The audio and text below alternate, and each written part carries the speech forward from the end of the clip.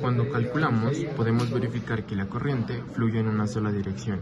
Usando un multímetro, si invertimos la polaridad de la fuente, el LED debería encenderse. Medimos la caída de voltaje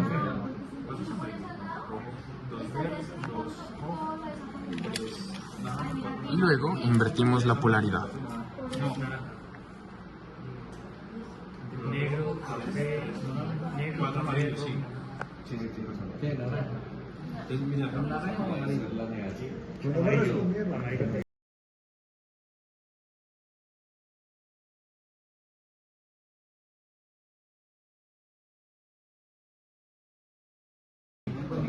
Primero, juntamos los tres LEDs en serie con una resistencia limitadora de corriente. La resistencia tendrá más voltaje que los dos LEDs rojos y tendrán una caída de voltaje diferente que la verde, ya por sus materiales. Calculamos la caída de voltaje total sumando las caídas de cada una de las resistencias.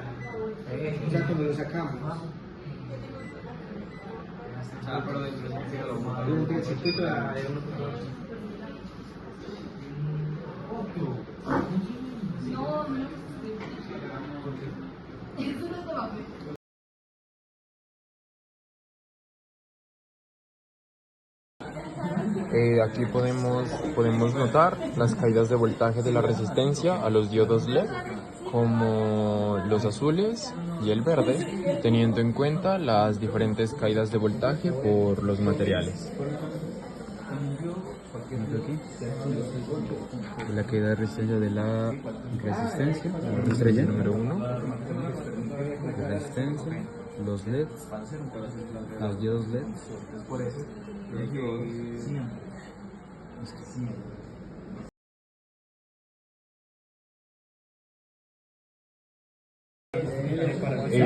Montamos los LEDs en paralelo con una resistencia en común en cada rama. La corriente se divide entre las ramas. Usando la ley de Kirchhoff, medimos corriente de cada rama con el multímetro. Aquí nos podemos dar cuenta que solo prenden los LEDs rojos y los LEDs amarillos. Eso quiere decir que los LEDs azules y los LEDs verdes se convierten en conductores.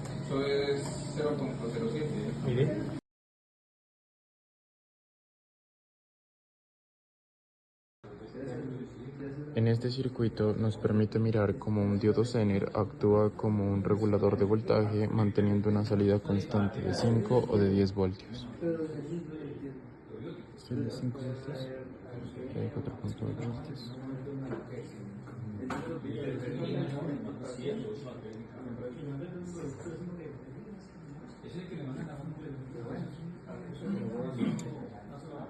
Así es la vida. 10 voltios.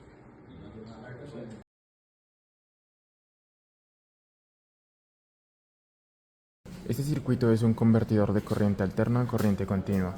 El proceso comienza con la etapa de transformación, donde el transformador reduce el voltaje de entrada de 120 voltios de corriente alterna a 9 voltios de corriente continua.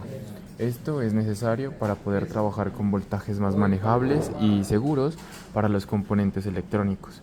Después de la transformación pasamos a la etapa que sería la etapa de rectificación. Aquí los cuatro diodos, ellos formarían un puente rectificador de onda completa. Este puente toma la señal de corriente alterna y la convierte en pulsos de corriente continua. Aunque la salida sigue siendo pulsante, ya no cambia la dirección a la corriente alterna. Y luego seguiríamos con la etapa de filtración, que sería el capacitor, y luego seguiríamos con la etapa de regulación, que sería ya el diodo Zener, que sería el diodo número 5, que él está diseñado para estabilizar el voltaje de salida.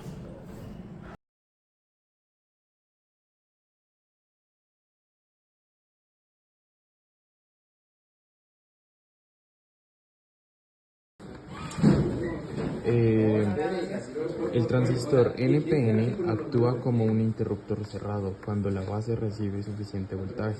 Al activarse, permite que la corriente fluya desde el voltaje 1 pues la fuente de 6 voltios a través de R2 y el LED hacia la tierra, encendiendo el LED.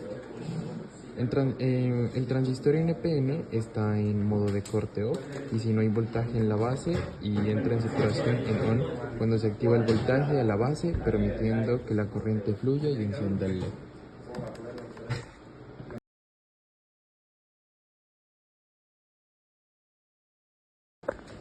El funcionamiento de PNP. En un transistor PNP, el comportamiento es inverso al del NPN. Para que el PNP conduzca la corriente, el voltaje de la base debe ser más bajo que el voltaje en el emisor. Es decir, cuando la base se conecta a la tierra a través de la resistencia R1, el transistor permitirá que el flujo de corriente desde el emisor E hacia el colector C encienda el LED. ¿Cómo funciona el interruptor? El transistor PNP está encendido cuando la base se encuentra a un voltaje más bajo que el emisor, pues cuando la base se conecta a la tierra, el transistor se activa, permitiendo que la corriente fluya desde la fuente de 6 voltios a través del LED D1 y la resistencia R2, lo que hace que encienda el LED.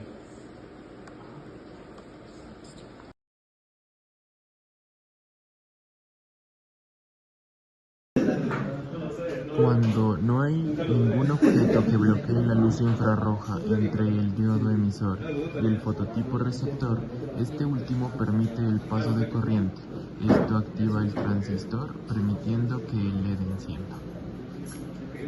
Y si se coloca un objeto entre el diodo y el infrarrojo y el fotodiodo, la luz infrarroja no llega al fotodiodo. Como resultado, el fotodiodo no conduce el transistor y no se activa el LED y este permanecerá apagado.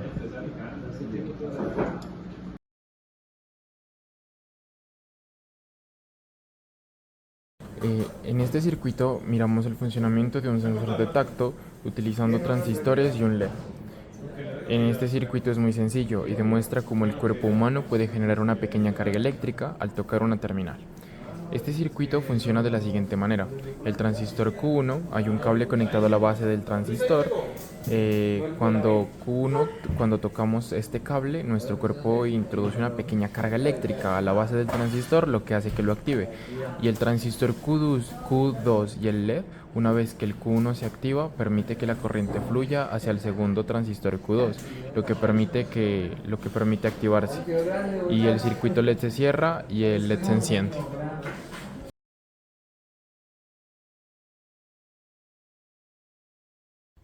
Bueno, mi nombre es Henry Aranchules Portilla. Voy a presentarle el último circuito, el puente H, sobre la práctica de electrónica análoga. Este circuito es un puente H que utiliza para controlar la dirección del giro de control de motor, de corriente continua DC o encender los LEDs, que en este caso hace las dos funciones. Los transistores NPN y PNP juegan un papel fundamental en el controlar la dirección de la corriente que pasa por la carga del motor y de los LEDs.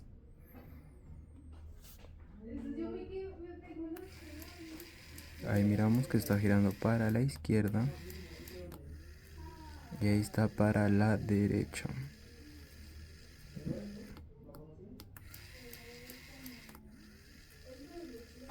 Y así miramos como el control